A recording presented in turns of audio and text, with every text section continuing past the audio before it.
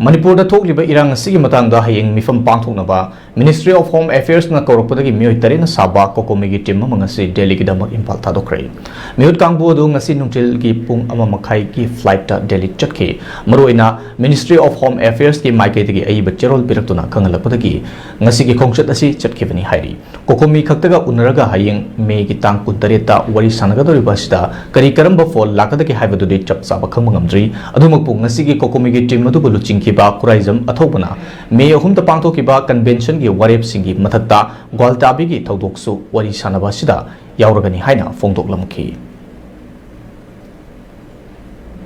head akogi administrator na government na chathara ki thong adu miyam na penadabadagi madu mayauta koi tonganba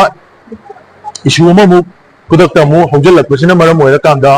koi issue asida soi koi COCOMI na mang tharaga basi policy handle tongno pairakhibani adu hana thana ki ba lemnari ba khogi sigi convention ki resolution sing adu gi magi agenda sing adu pursue tongna na process asu punna punjal lapana maru moira kanda hojiti khoi chumna gi convention ki resolution du khakta na hoji ji na suni me ama ina ino me ama sokna COCOMI ni chanjal laiba khongjin sing adu gi pada moina chathara ki ba gwaltabi gi issue gi matang asi jo khoi sisoi chodana koina wari sanaba matamda khoi pursue togani adu ga khoi gi si